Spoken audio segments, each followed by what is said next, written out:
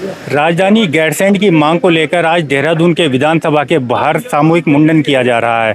हमारे साथ हैं पूर्व आईएएस अधिकारी विनोद प्रसाद रतोड़ी जी।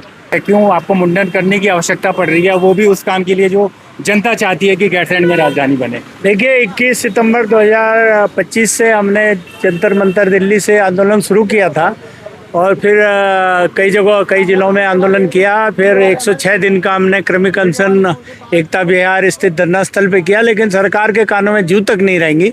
तो फिर हमने सोचा कि कुछ नया सोचा जाए, क्योंकि ये सरकार गैरसैंण के लिए लगता है मर चुकी है और ये सरकार जो पहाड़ के और पहाड़ियों की समस्याएं हैं उसके लिए मर चुकी है।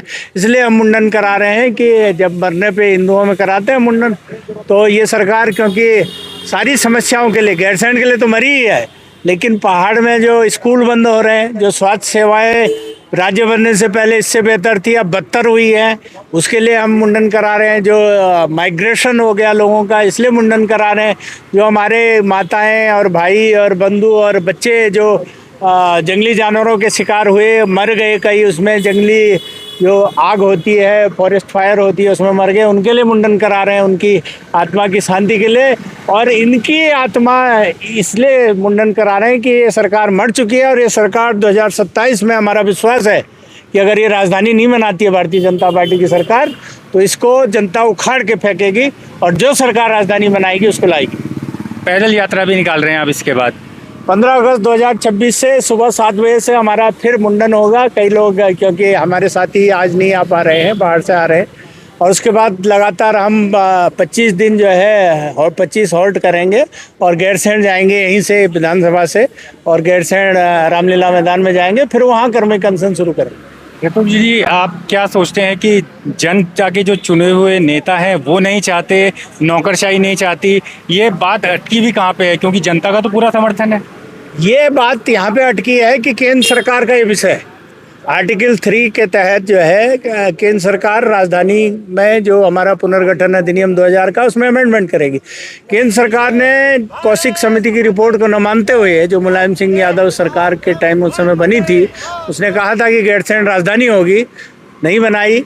उस समय कोई राजधानी ही नहीं बनाई और 9 नवंबर 2000 का जो हमारा पुनर्गठन अधिनियम है उसमें हरिद्वार जोड़ने के लिए कौशिक समिति ने नहीं कहा था, वो भी जोड़ा उन्होंने। राजधानी 2 साल के लिए यहाँ एक नोटिफिकेशन किया कि 2 साल जब तक राजधानी नहीं डिसाइड हो जाती तब तक बनेगी। फिर 8 जून 2020 को तत्कालीन मुख्यमंत्री जी त्रिवेंद्र रावत जी ने उसको भराड़ीसैंण गैरसैंण को समर कैपिटल बना दिया।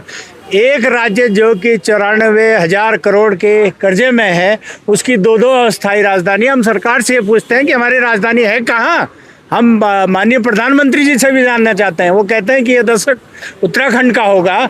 अब ये दशक तो समाप्त होने वाला, लेकिन उत्तराखंड का क्या, जो पूर्व की जो सुविधाएं थी वो भी कम हो गई।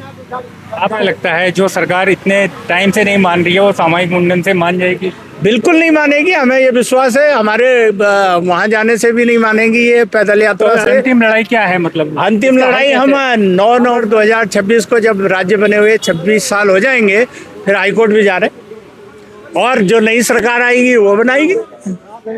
धन्यवाद।